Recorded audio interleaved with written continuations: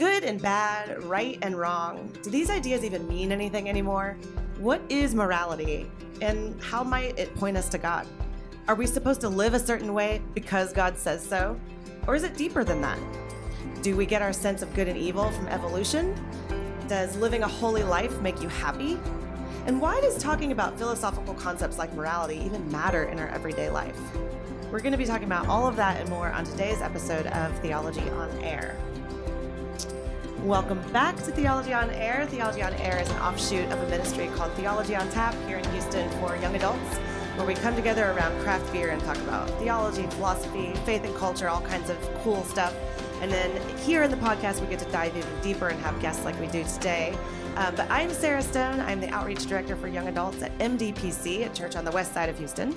And I'm joined, as usual, by my co-producer and senior pastor at First Lutheran in Midtown, Evan McClanahan.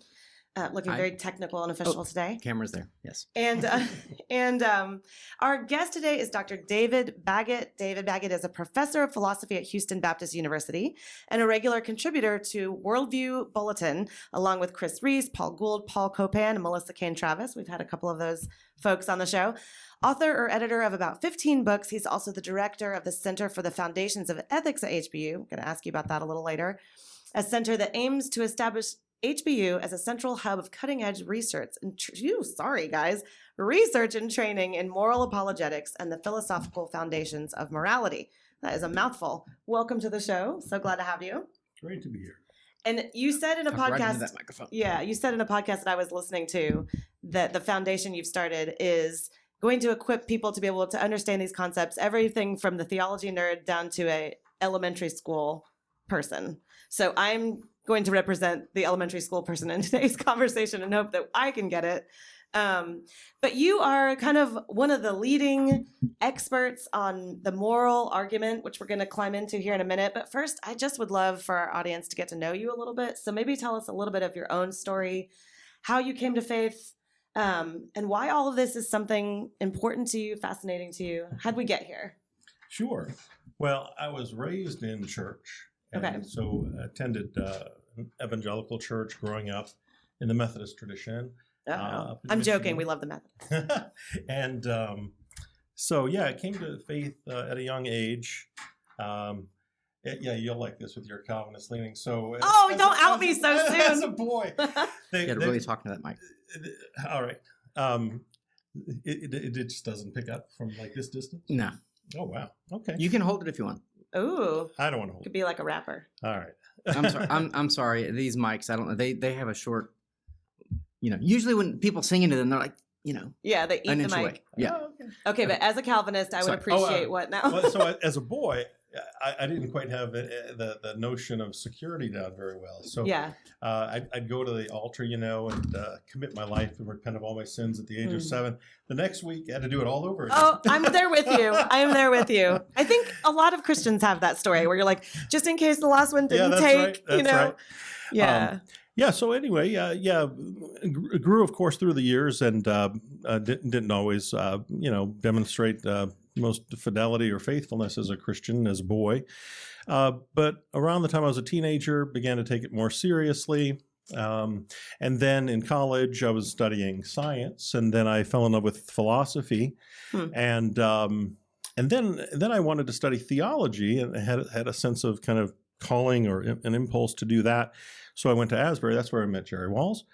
A fellow friend of Theology on Tap. That's right. And and then my faith and my interest in philosophy really came together during those years. And by the end of seminary, I knew I wanted to get a PhD in philosophy. So I went ahead and did that. And I was always interested, having been raised in the holiness tradition, in questions of ethics, good and wrong and right and justice and holiness.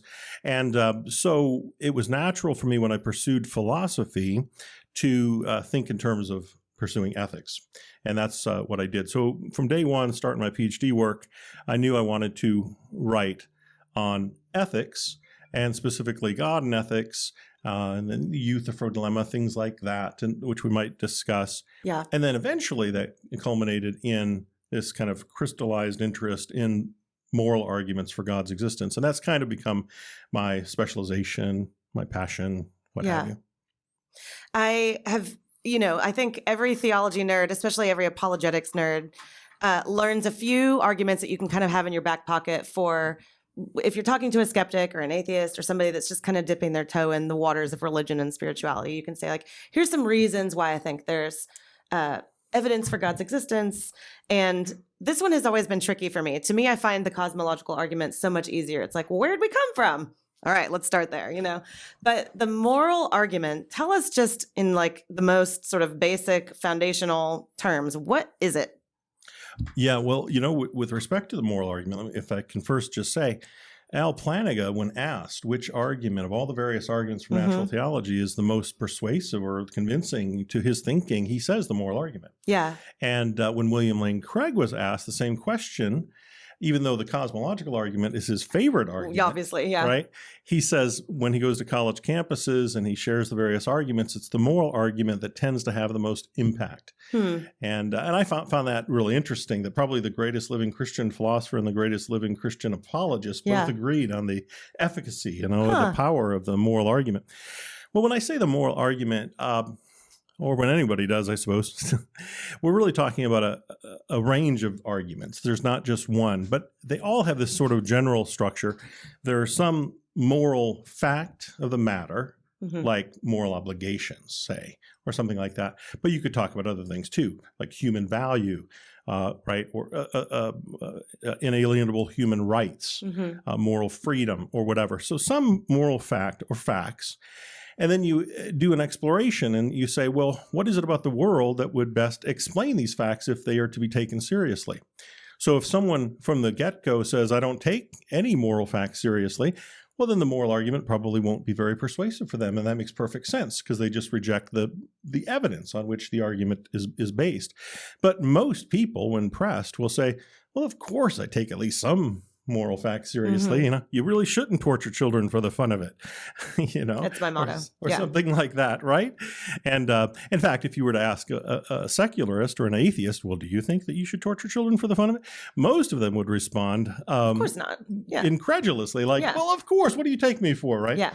So most of us, I think, have some deep-rooted convictions about moral facts.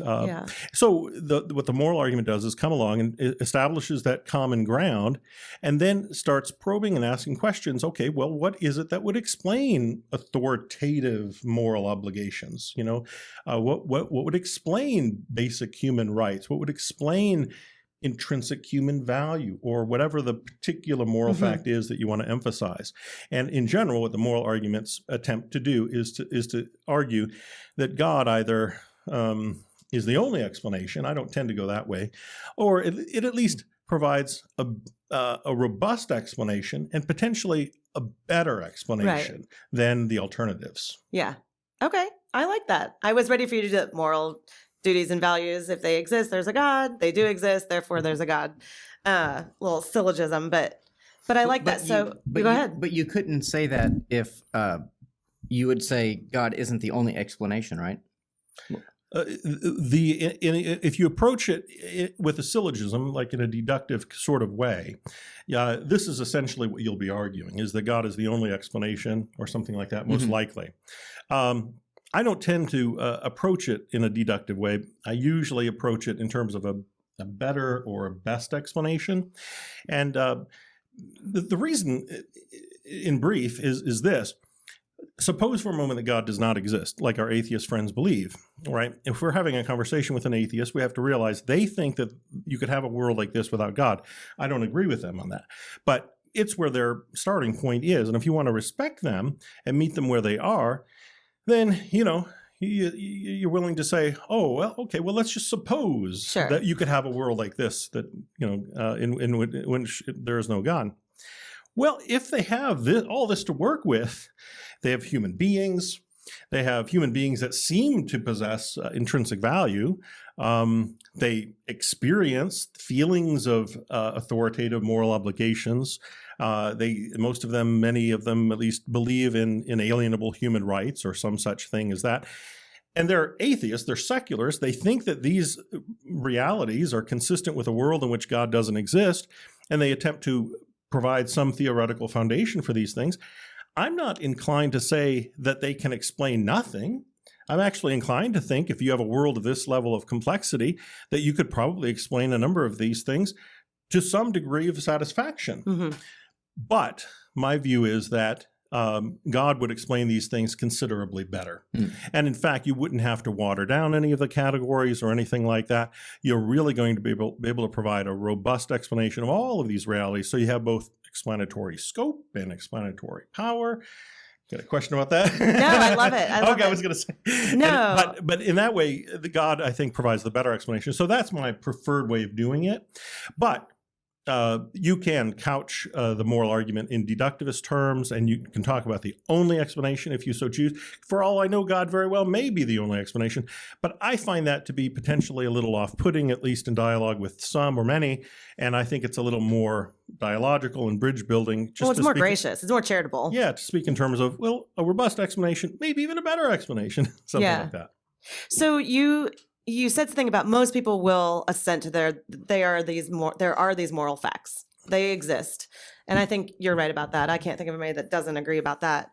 But a lot of the atheists I know would say they exist, but we have come to them through the course of evolution because they help us in human flourishing. And so this is where we get, and over billions of years, that gets really complex to the point where we now have things like empathy, and we don't want to harm, and we want to, keep the species going, but also feel good doing it, kind of. So how do you react to that? Because that doesn't require God.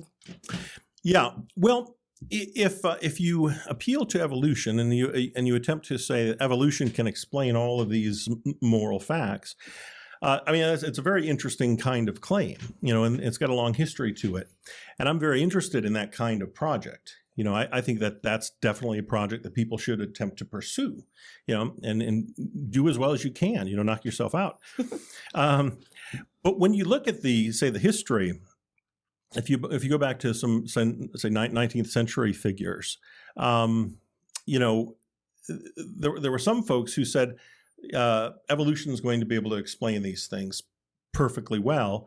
But then when you look at the specifics and the details of how it does so, it's not exactly clear that it can explain these things at all. So what is it exactly about evolution, for example, that would make it a moral obligation, right, to, say, help that needy child or something like that in a particular circumstance?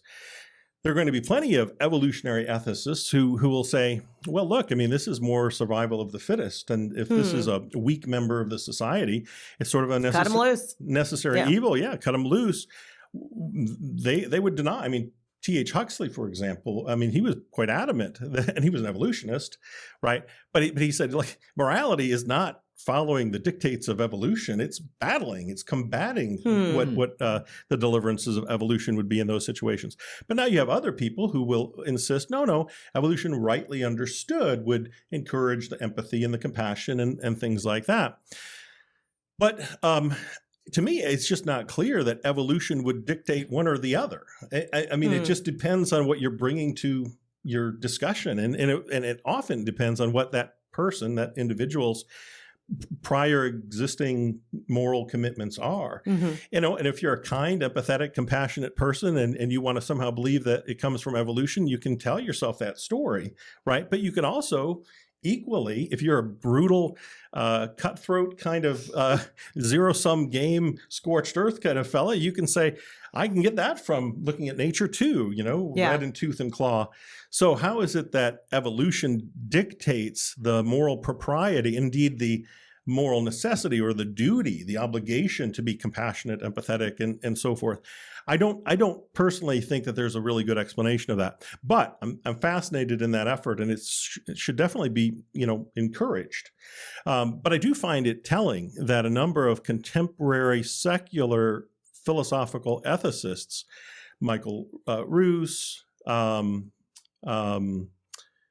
Sharon Street, Richard Joyce, and others. Okay. Top-notch folks in philosophy who do this stuff, and from an evolutionary perspective, every one of them in those cases, and those are leading thinkers in this field, have said, as evolutionary ethicists, here's our conclusion: moral realism is false. Oh, wow. They don't think evolution can back up these things. They think, in fact, the evidence would point in a different direction, and that maybe you should become, a big word, like a constructivist or an expressivist or something, but not a moral realist. They don't actually think that evolution can undergird those things. Now, again, there are other evolutionary ethicists who will insist that evolution can, but my point is, this is a very vexed question. It's not a no-brainer. It's not. Right. It's not just like obvious. Experts agree. That evolution can explain these things. And especially it seems to me when it comes to authoritative moral obligations.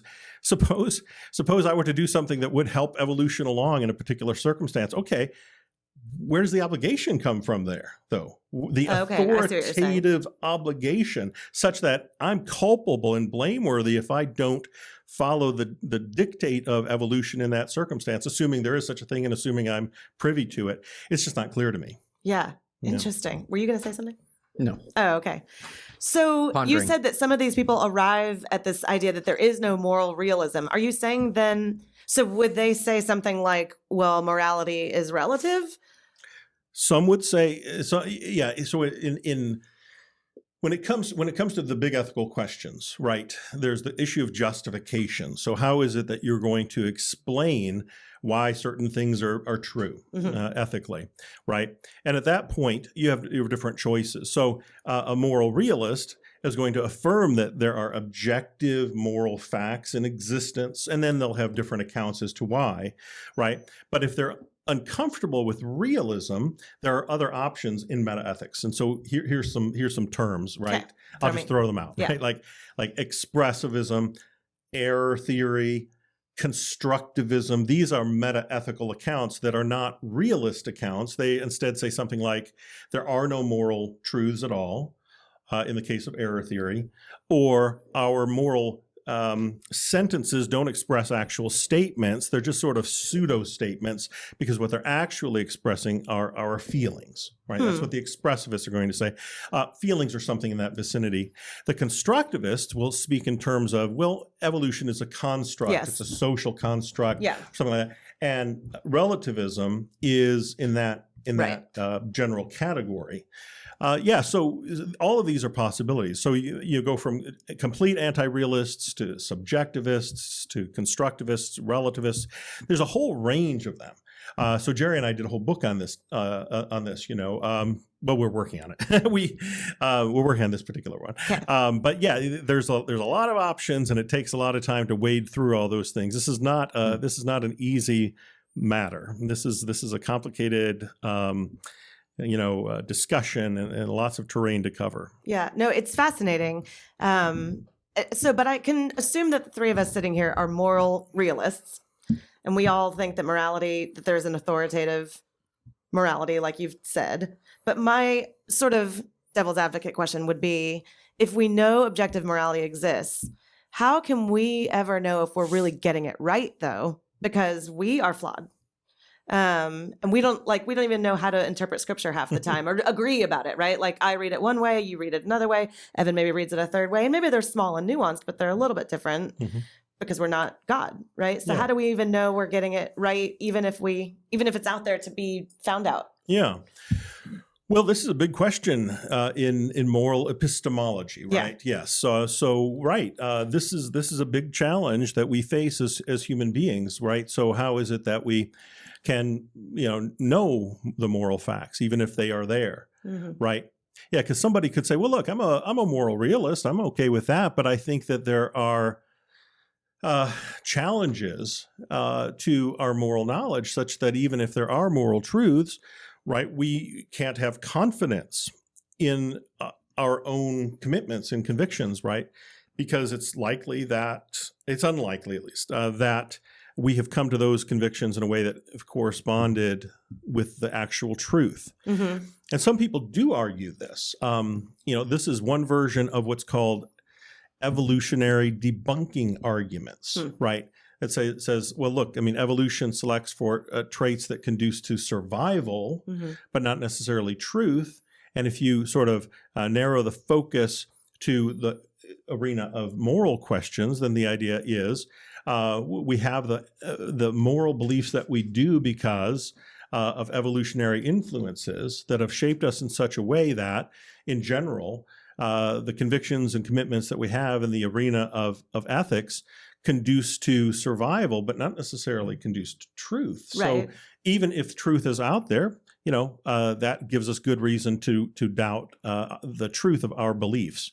So it's an epistemic challenge. This is not optimistic yet, what I'm hearing. Well, that's the challenge. Yeah.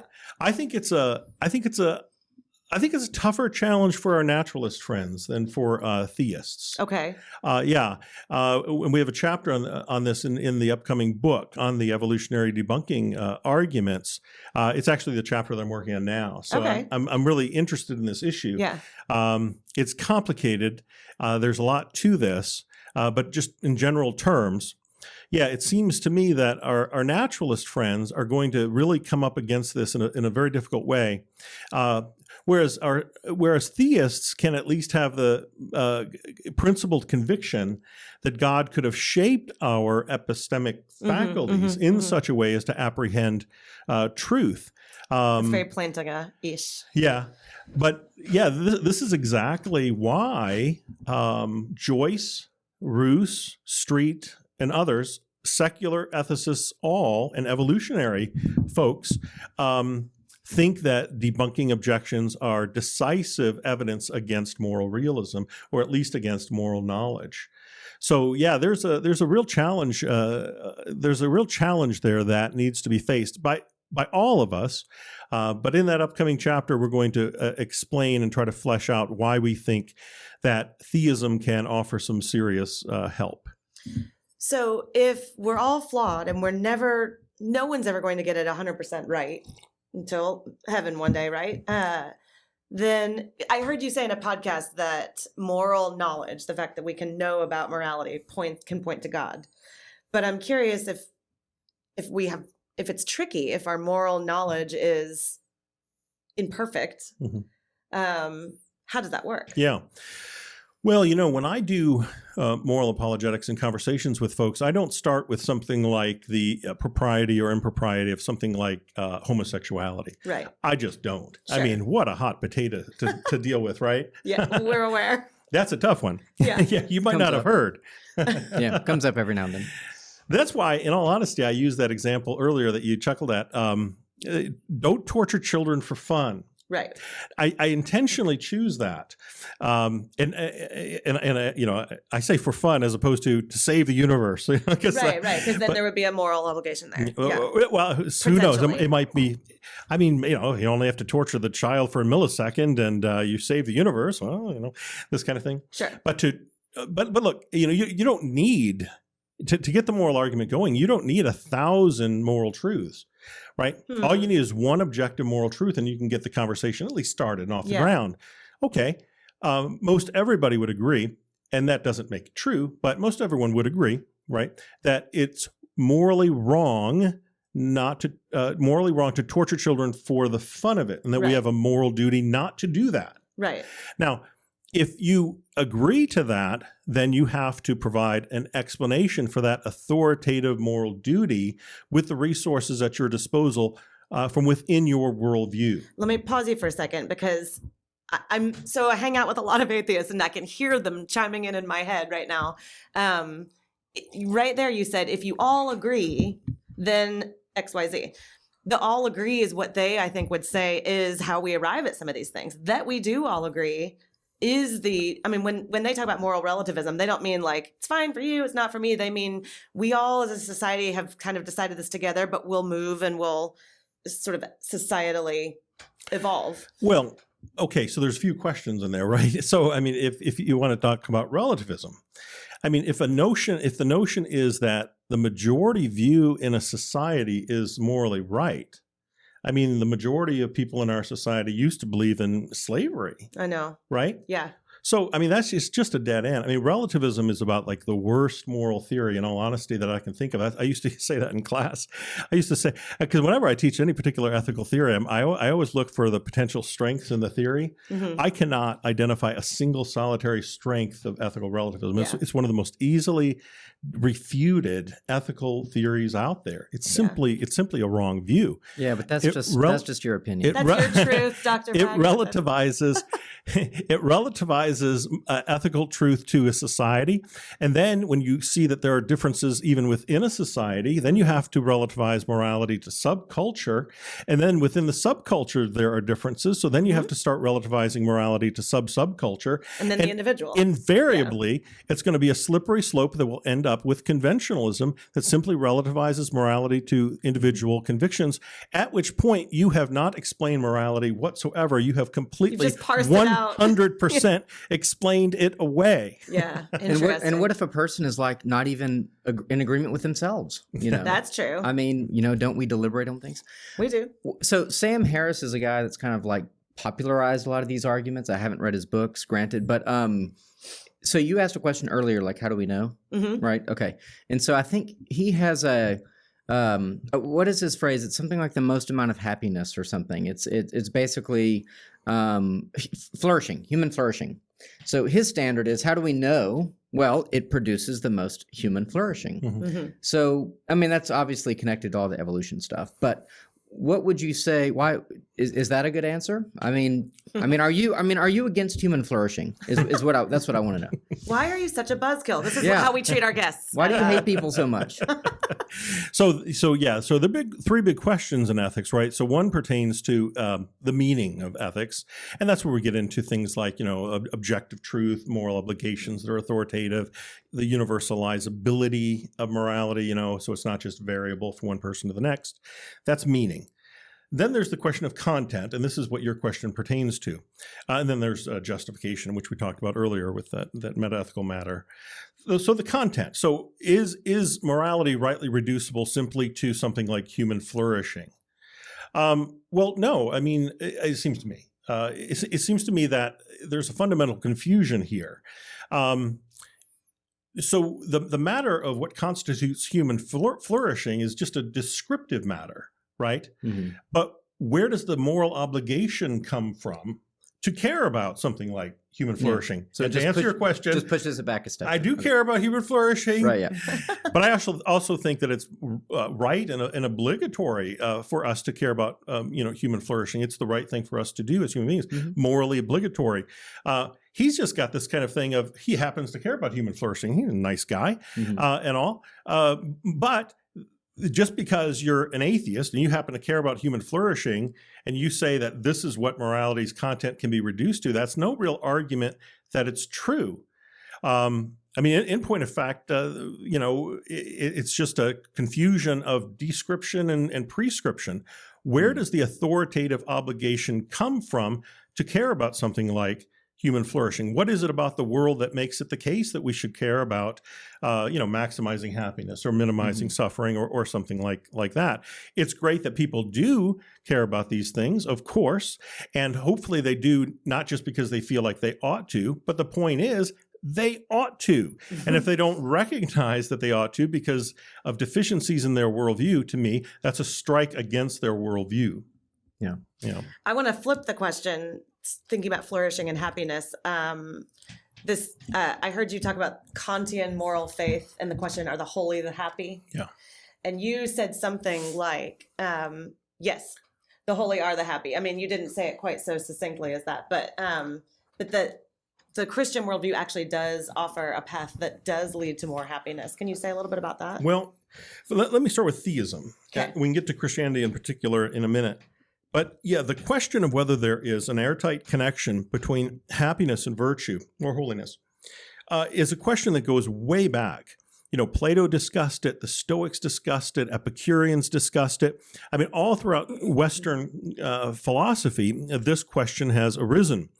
And Sidgwick has discussed it, for example, too. Now, in Sidgwick's case, his point was this. Look, on occasion, there's going to be sort of a conflict between what's best for say the community and what's best for others and what's best for me, what's going to make me happy.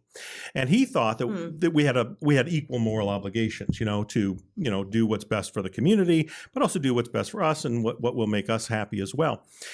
Sometimes helping the community is not going to conduce to your happiness. I mean, Right. you might be in the trench, you see the little hand grenade thrown in. You only have time to either jump on it or jump out, and everyone else dies, right? The moral thing to do might be to do self-sacrifice there. Well, how on earth, on a naturalistic perspective, is doing the right thing in a case like that going to conduce to your happiness? And if this life is all that there is, invariably there are going to be points of disconnect between these things. Often in this life, and this is where the enlightened egoists are largely right, often, but not always, but often, doing what's the right thing to do will conduce to our own happiness. There's a lot of correspondence, a lot of overlap. But on occasion, if this life is all that there is, at least this is what we have argued, invariably there will be points of disconnect where there is not that perfect airtight correspondence between happiness and virtue. Interestingly, the Epicureans, the Stoics, Plato, all argued that there is an airtight connection. I think theism provides an impeccable explanation for why. Because loving God, doing the right thing, ultimately always will conduce to our ultimate happiness.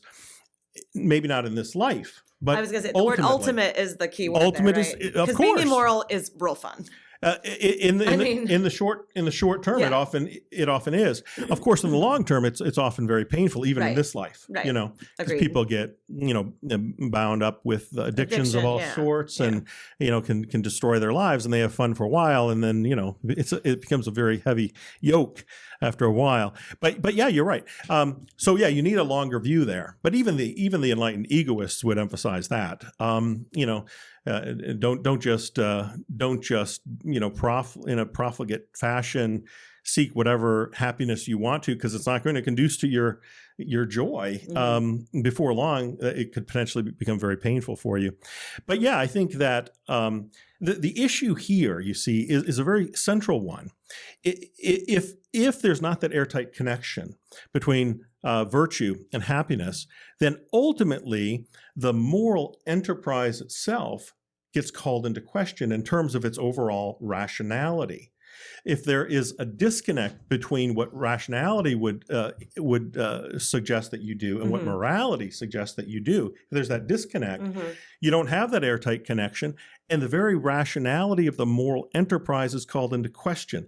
This is why Sidgwick called it the so-called dualism of practical reason, and he thought it was a problem, an intractable problem at the very heart of ethics. The one solution that he saw was, if there's a providential God who ensures that airtight connection, ultimately, that would resolve the dualism of practical reason. Interestingly, he himself was not a believer. Even after he came to that conclusion. And he did not allow that to persuade him to become one. He had been one. He rejected it and did not return to the faith. But he gave us the ingredients for what I call an argument from providence that addresses this very issue. And it's this is one of the four aspects of Jerry's and my moral argument approach. Okay. Two questions that I think both probably have a very long answer, but they are, can we actually be moral? And why should we? In fact, the why should we comes from one of our atheist friends. So I mentioned before we started recording that I reached out to a few atheists and asked them, what questions would you want to ask Dr. Baggett? And one of them asked the question, let me find it. Why ought we follow /be like /obey God? So I first want to ask, can we be moral? And then his question is, why ought we follow God? Which is a little bit different than being moral. But. Yeah, right. Yeah. Well, the why be moral question is a question that lots of philosophers raise. Why be moral? But I'm asking, even can we? Yeah. Right. Okay. So yeah, there's lots of questions here. I know. Okay. So first, why be moral? Let me just say a word, and then I'll say the. Well, yeah. I mean, it seems to me that that what morality at its best represents is the way in which we optimize our humanity. Okay. I think a lot of people have kind of a sad and deflationary understanding of what morality is. It's just kind of this joy-killing curfew notion, right? It just keeps us from having fun and so forth, right? When in point of fact, the life of virtue, I mean, this is what someone like Aristotle would argue, and so many, in the history of philosophy, virtue really conduces to our happiness. It makes us better. It makes us more human. It enhances our connections with other people. It enhances our joy. And of course, again, if morality is a fully rational enterprise, then it will conduce, indeed, it will be necessary to be virtuous in order to be as happy as we can be. And of course, this deeply comports with the Christian worldview, according to which ultimately our joy and the beatific vision, even our enjoyment of God and all the rest, is completely tied to our having been entirely transformed, entirely delivered from the power of sin and conformed to the likeness of Christ and that sort of thing. So it's almost like, I mean, I'm not, there's this view called eudaimonism. If I had a nickel. If that actually kind of conflates or equates happiness and holiness. And I don't go there. I think they're conceptually distinct. Yeah. But I do think that they go together in that airtight kind of way. And but I'm almost tempted to say the question, why be moral, is practically tantamount to why be happy? Interesting. Yeah. Yeah. So now, can we? No, we can't. Not in our own strength. This is a very important Christian teaching, at least, right? Yeah. So that was my plan all along. Yes, that was evil. So Augustine said, "Well, look, God bids us to do what we cannot do, so that we become aware of our dependence on Him to make possible what we wouldn't be able to accomplish on our own, without Him." So, and I think that's right. I mean, and all of us, anyone, if anybody wants to say to me, "Look, I can be moral and all this without God," who could be moral at all? I mean, just try to be moral. I mean, Benjamin Franklin tried this. He talks about in his autobiography, like he was going to live the perfect sinless life, and for a day, and invariably he'd work in this area, and then a problem over here would, crop up, and then he'd work on that, and some other thing would crop up. It's whack-a-mole. If you try, I mean, if you actually try to be morally perfect, you will begin to understand how difficult such a thing is. I mean, so we fall short in ever so many ways all the time. And what that should rightly teach us is we just can't do this on our own. And so this is another of the fourfold aspect of the moral argument that Jerry and I push. This is the argument from grace. And the idea, and this lends itself really well, not just to theism per se, but to Christianity in particular. So you were right to intimate of that already. It's God's grace that enables us to meet the moral demand. And still, we're imperfect in this world, and we're only kind of gradually growing in sanctification bit by bit. We have a long way to go, right? But hopefully we're better now than we were 5 years ago or 10 years ago, whatever. And in 5 years from now, hopefully we'll be farther along. And there's this glorious promise, in Christianity that God's going to complete the good work that He has begun within us at the day of Christ Jesus, right? And what I like to do with the argument from grace now, following like John Hare, who followed Immanuel Kant, I mean, these things go way back, is I emphasize really the three aspects of Christian soteriology here. And then I throw in another one I'll mention in a second. But we need God's grace to be forgiven, because we keep falling short, and we need God's grace to be transformed. And that's Wesleyanism to a T, buddy. Okay. And we need God's grace, of course, ultimately for the process to be completed and for us to be completely perfected. What I have added to that lately, and just in the last year in my work, this has come up and it's been really interesting. We also need God's grace to address the much maligned cousin of guilt, of shame. That was my next question, was going to be about guilt and shame. Yeah. It's because it's different. And if you read the Bible carefully, what you discover, because sometimes you hear this kind of thing, well, you in the West talk about guilt, but they in the East talk about shame. Actually, if you look back at the history of both, there's elements of both in each. But the point is, endemic to the human condition is a need for both to be addressed. And the biblical solution, the soteriological, the salvation story of Christianity, provides the impeccable antidote to both. We can be forgiven, we can be healed, we can be transformed, we can be perfected, and we can be delivered from shame.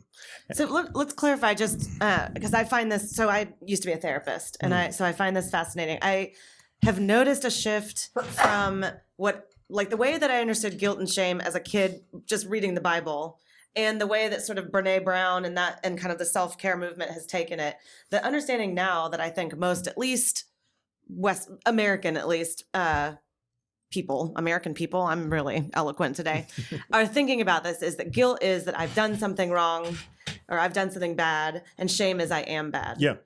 I don't think that's how the Bible uses it. And so it's kind of confusing because I think that's a really helpful device, especially for counseling people that have been through trauma and things like that. But I think it confuses people when they go back to the Bible, because the Bible talks a lot in the New Testament, especially about be ashamed about these things. Yeah. You should be ashamed about these things. Yeah. When they're using it the way we now use the word guilt. So maybe you can tell me how you, if you see a delineation between the two. I think there's a very important delineation. There's a good book by a guy named you could say anything and I'd be like, yes. I wrote a review of his book and it's marvelous.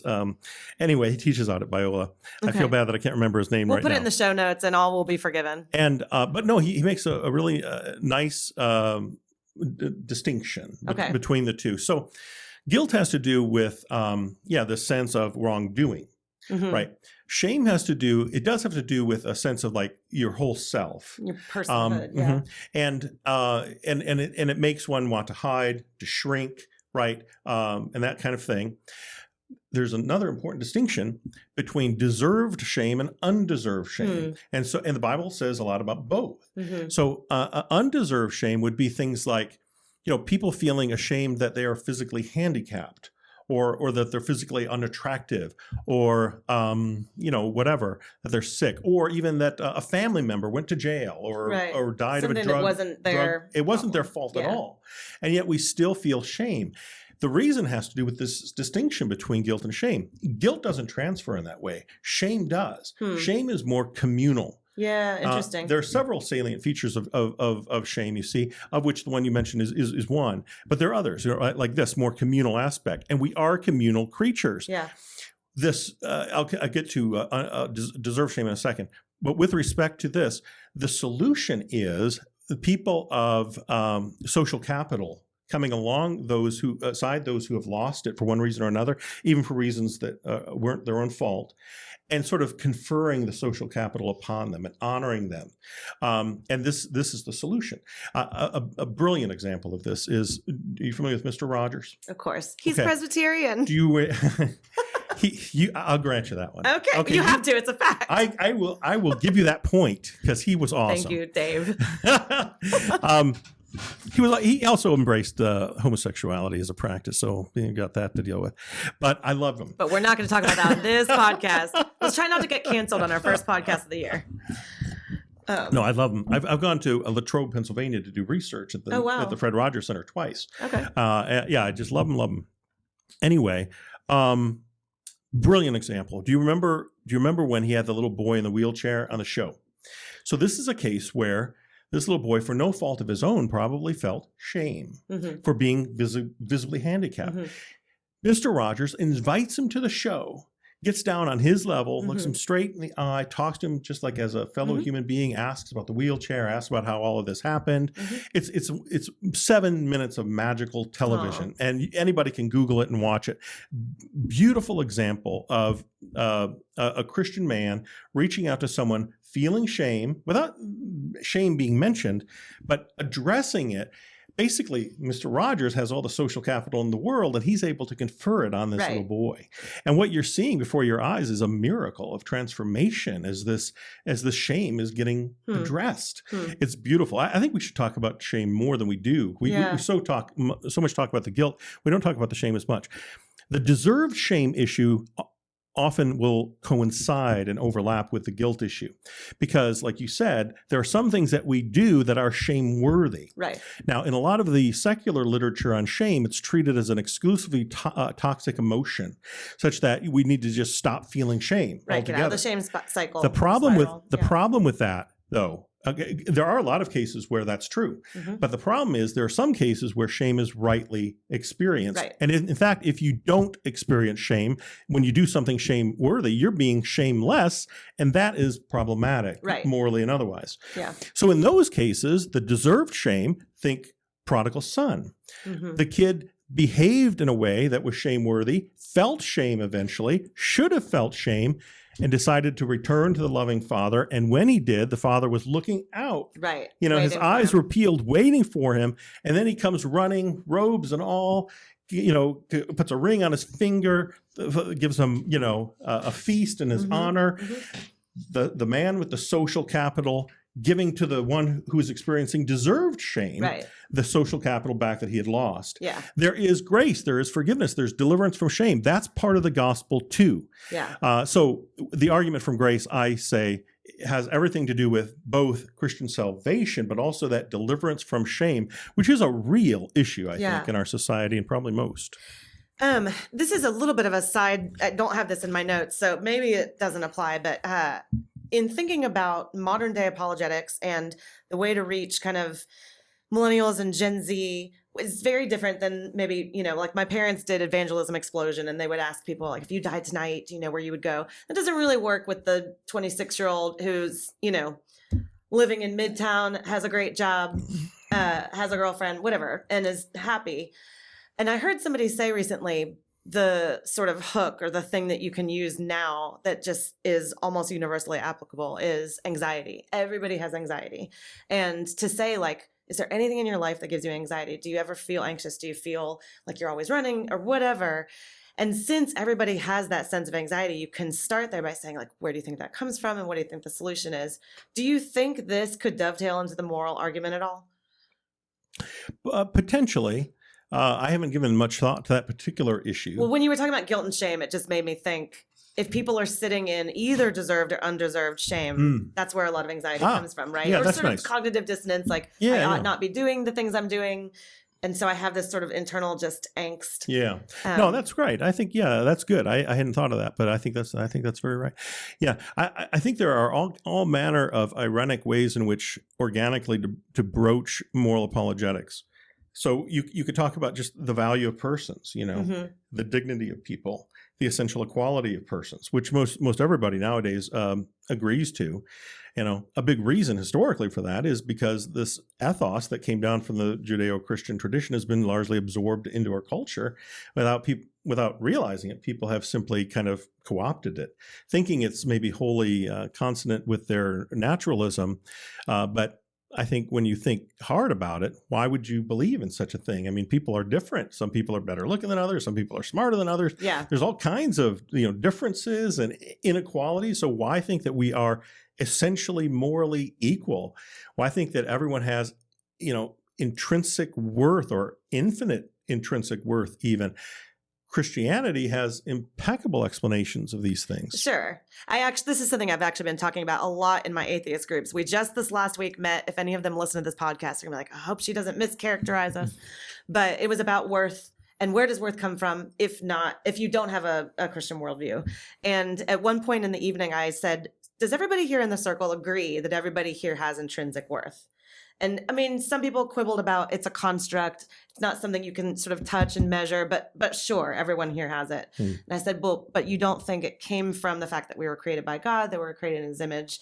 No, it comes from the fact that we exist. It's almost Ayn Randian, kind of like our existence necessitates that we are worthy. But then the question was, but some people bring more value to the table than others, or beauty, or utilitarian. Anyway. So everything that exists would have. Well, they would say every human. Yeah. Well, why just humans though? These are the questions I'm asking them, and you know, I'm with you because my cat, you know, exists, and yes, of course, I think she has great value too. Fun question. Do you think she has a soul? Yeah, I definitely think my cats will be in heaven. I don't know about yours. Well, obviously, if yours are, mine are. All right, we're way off topic. I have plenty of other questions, but do you have anything you wanted? Because I'm sort of taking over, and I wanted to make sure I'm not. Okay. I want to, even though I was told that this could go really off the rails because it's something you're passionate about and we could just be here forever. Maybe we can do it with a nice, neat bow. The Euthyphro dilemma. Sure. When I didn't even know what this was a few years ago, and I was talking to an atheist and it said something, I don't know what it was, and it triggered this question. So I quick Googled. Tell us a little bit, because you've studied this a lot. You wrote on it. Is this like what you did your thesis on or something? You wrote.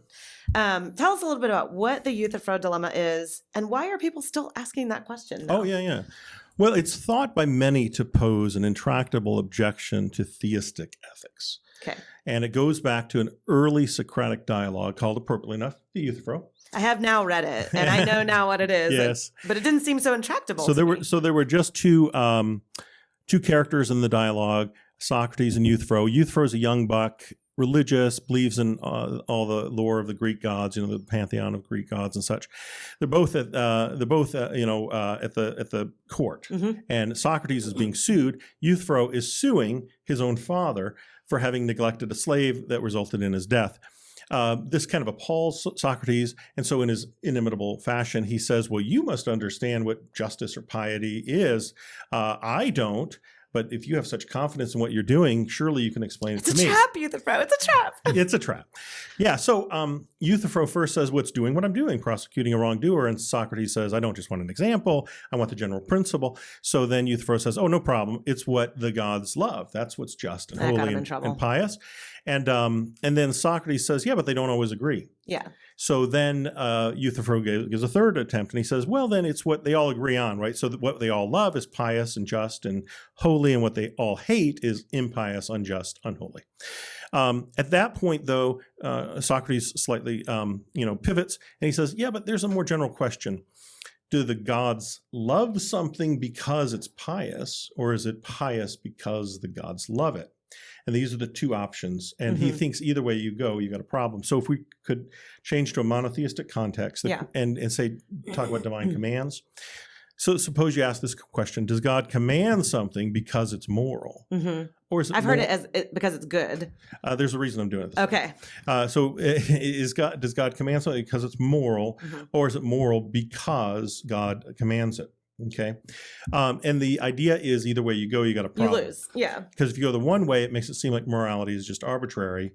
And if you go the other way, it makes it seem as if, morality is what it is. And at most, God's just kind of cluing us in. Yeah. Yeah. So my solution is to distinguish between the good and the right. And I give one answer with respect to the good, right, with the issue of values. And I give a different answer with respect to the right, by which I mean moral duties. Okay. So I happen to be a divine command theorist. So I actually do think that if God commands something, it becomes obligatory for us. But I think that what God commands usually is what is good, which is consonant with his nature.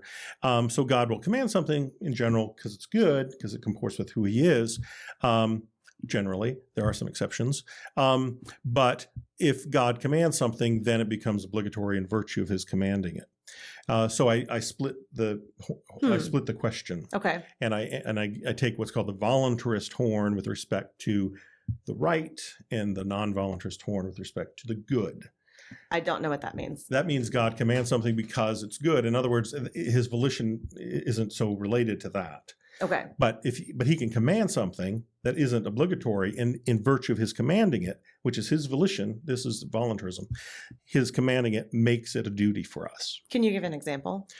Yeah. Love your neighbor? Like, is that? Yeah. Or like say he says, give 10% of your income.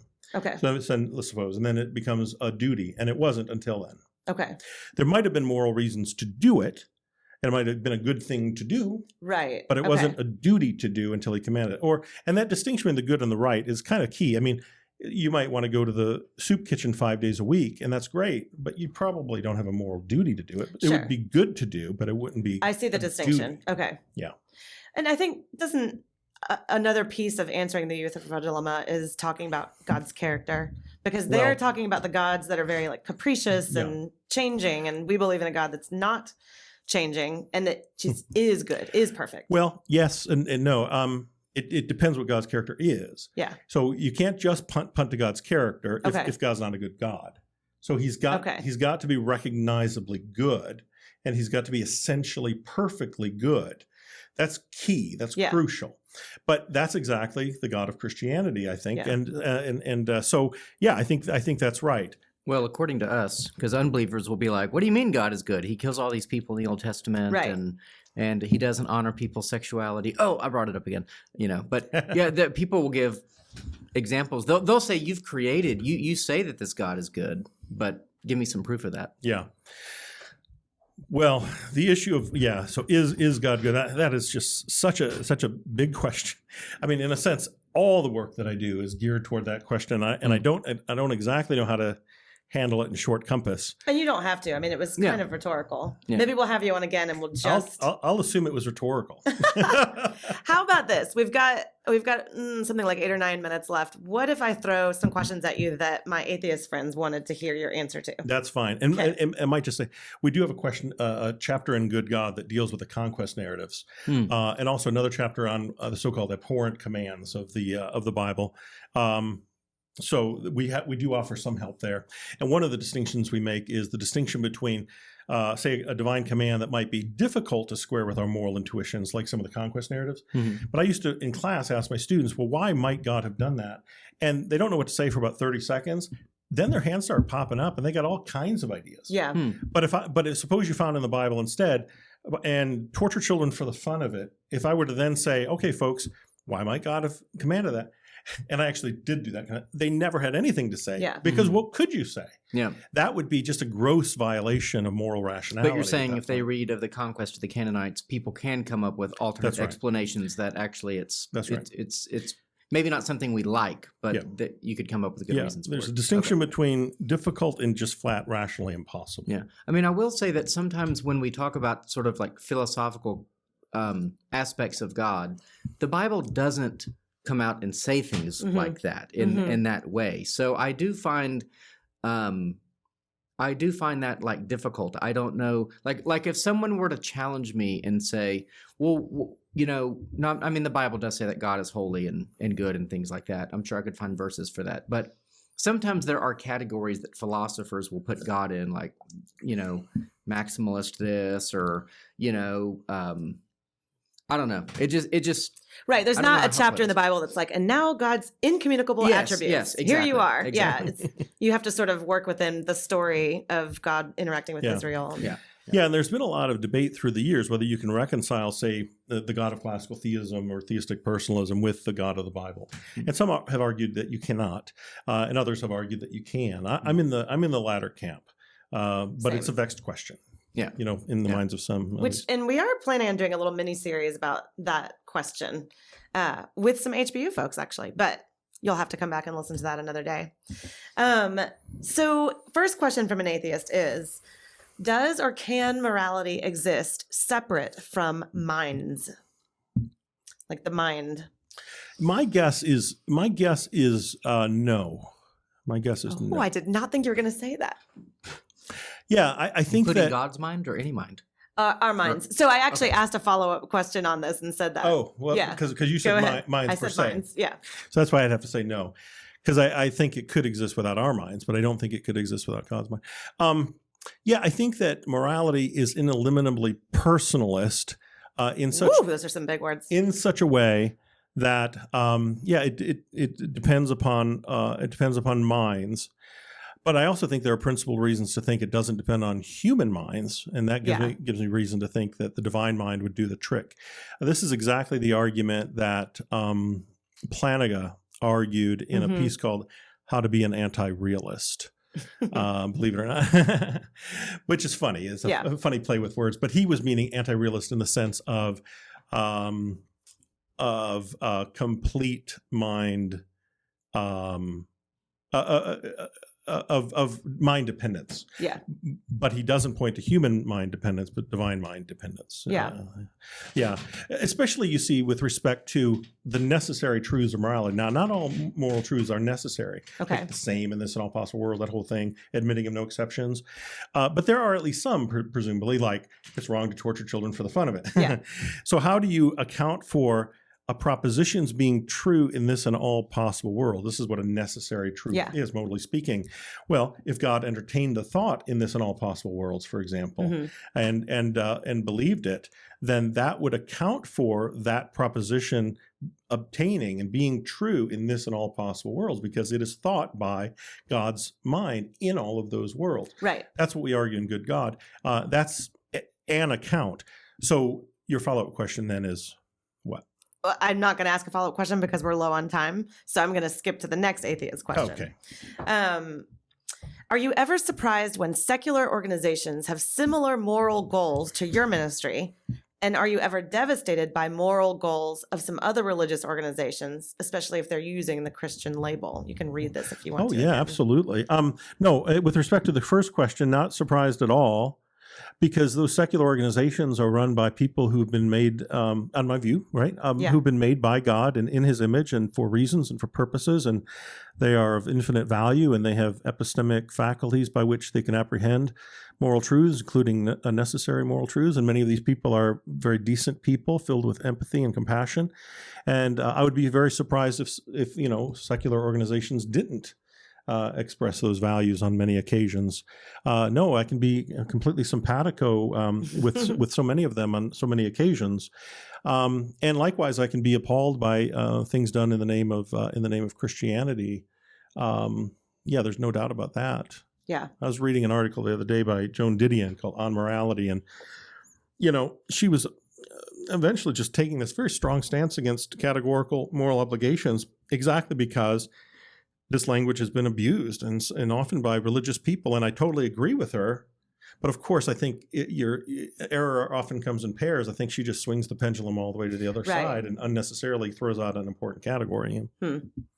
Well, I have a million other questions, but we are sadly out of time. So we'll maybe just have to have you back on again. But I do appreciate that you explained the Euthyphro dilemma in 2 minutes? That was impressive. If people want to pick your brain more about these kinds of things, where can people find you? And then maybe take a minute to tell us about the foundation as well. Oh, sure. I meant to ask you that earlier. I'm so sorry. Oh, no, that's great. Well, if you want to email me, you can email me at dbaggett@hbu.edu, and you'll probably put that somewhere. And the Center for the Foundations of Ethics at Houston Baptist is an exciting thing. I really came to Houston Baptist with my wife in order to start this. Okay. And I'm very happy to be the director. And what we really aim to aspire to become is the central hub of cutting-edge research on moral arguments for God's existence, with contributions from social scientists and natural scientists, from theologians and philosophers and Bible scholars and literary scholars and all the rest. And I want this to be the place that people can come to if they want to study the moral arguments for God's existence. And we're starting a certificate program this summer that will be a 4-course certificate program for folks who want to do a deep dive in this. And we also run moralapologetics.com, and you can go out there and see fresh content almost on a daily basis. And we've started Moral Apologetics Press, and we're putting out books germane to the mission and vision. And we just started because of a gift to the center, a $50,000 matching campaign, so that we can offer scholarships and host lectureships and conferences and the like. I know. It's exciting. You did all that in a really short time, because you only moved here, a couple of years ago? I really do think, I'm not just saying, I know it sounds cliche now, but really I think God is powerfully at work building this thing, and I'm excited about what the future holds. That's amazing. Well, if you want to know anything more about Theology on Tap, of course, you can always go to houstontot.com. And can I say something about Of course Theology you can, on Tap? yes.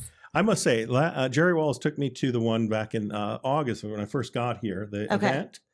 And it was such a wonderful event. And what was the was that atonement or was it mysticism? I'm trying to remember which one you came to. That was mysticism. Yeah. Okay. But I was just amazed at all the people showing up, all those young people interested in discussing substantive issues and such. I remember telling you that night, this is a great example of what Andy Crouch calls culture making. I really think that what you're doing here is so marvelous and such a great example of that. So really excited about what you all are doing, and I want to encourage anyone, if you get a chance to attend one of these Theology on Tap sessions here in Houston, it would be well worth your time. It's just an absolutely marvelous initiative. Thank you for those kind words. And if you're listening to this is coming out in a couple of weeks. Our next live event is February 7th. It's a Monday this time. We're going to be discussing the lesser vices. So smoking and drinking and pot and things that I'm not going to say into the mic right now. But what else? Tattoos, gossip, all that kind of stuff. The stuff that maybe Catholics call venial sins. I don't know. We'll find out that night. But we're going to be talking about the lesser vices, the little sins, and it should be very interesting. And if you don't think that's interesting, come for the craft beer. So, but until we see you next, we encourage you, as always, to question freely, think deeply, and disagree as needed.